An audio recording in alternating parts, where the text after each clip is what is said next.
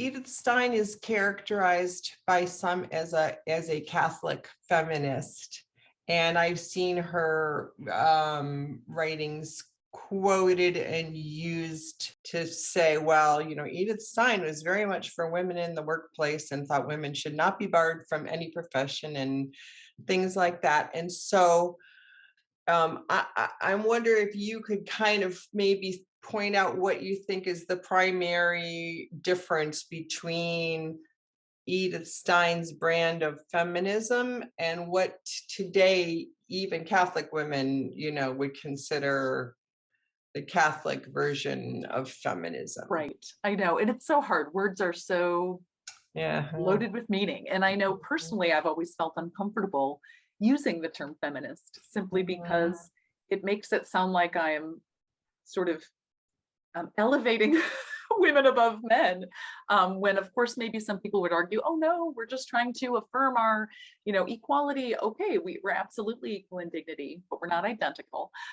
So I've never been comfortable with that term, but in terms of just describing a little bit more about what she says, and I don't know if she coined it, but she's certainly famous for this term spiritual motherhood. Okay, she says, because a woman's body is physically revealing that she is designed for motherhood, and yet because a woman and no human being is simply their body, the body reveals what's on the inside.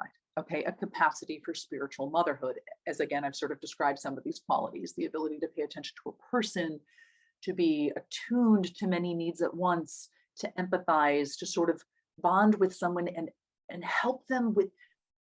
A woman tends to have this ability to make another's project her project.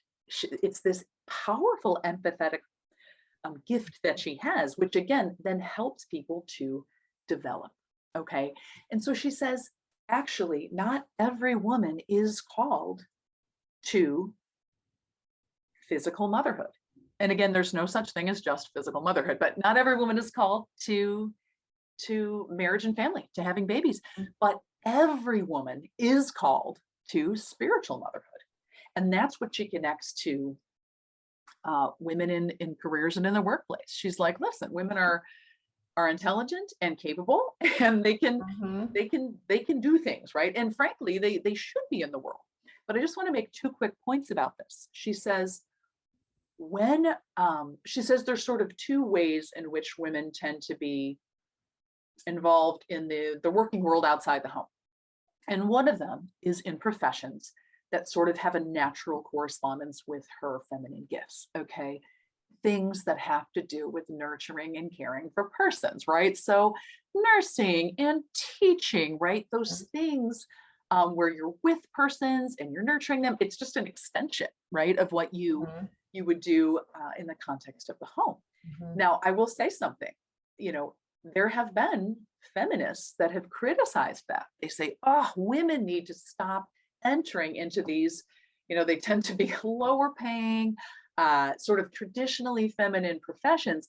Enough, we've broken glass ceilings, you can do anything you want to do. Why do women keep going into these fields, right? Well, I think Edith Stein's argument would be because there's a natural gravitation there. They love it. It's fulfilling. Women want to see that we are making a concrete difference. Women want to experience.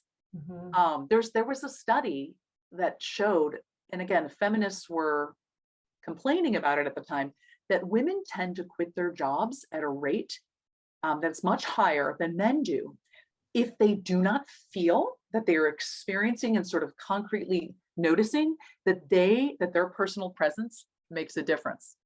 We want to see the concrete fruits. We want to see that we're helping someone. And while it doesn't mean like it's okay to just quit when something is difficult, I think it reveals something about what women tend to crave and what makes them happy.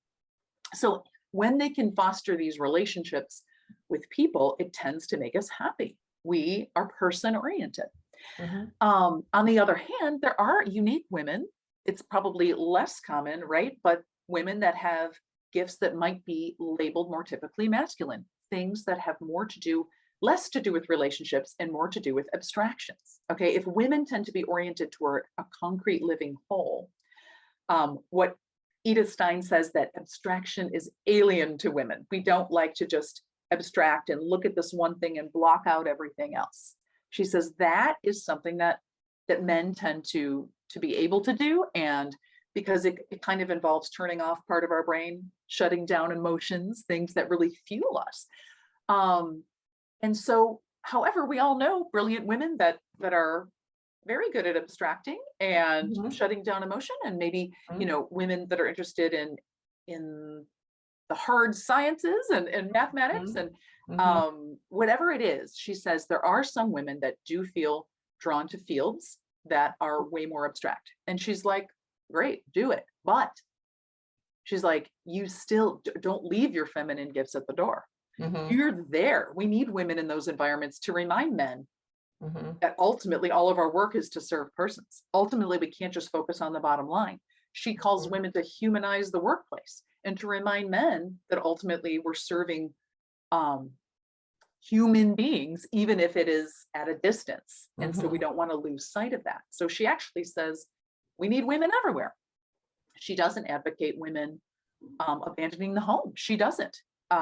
She thinks that, you know, one way I like to put it is, she and others have helped us to see that the feminine gifts are wonderful and that the world needs them.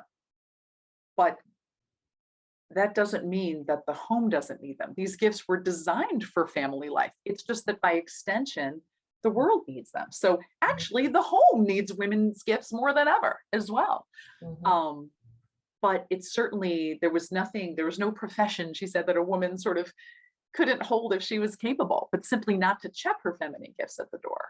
Right. Don't try to, and I don't mean to say that men are doing something inherently wrong, but just as there can be, as she pointed out, there are exaggerated sort of sinful perversions of feminine gifts. There's also sinful perversions of masculine gifts, right? The sort of power hungry, objectifying, rat race man out in the world. That's not a true man, what he's called to be, but it's sort of a perversion. So she's like, women, don't imitate fallen man when you go out into the world. Bring your feminine gifts there to help humanize it and to help be a good counterbalance. Hi, thank you for watching, and be sure to subscribe to our channel by clicking on that red subscribe button and click that bell so you'll be notified when we upload new content. Check out all the links below for subscriptions to Inside the Vatican magazine and to the Moynihan letters, which is free to your inbox. You stay connected. It's content that you can get nowhere else. All that information is below. Thank you.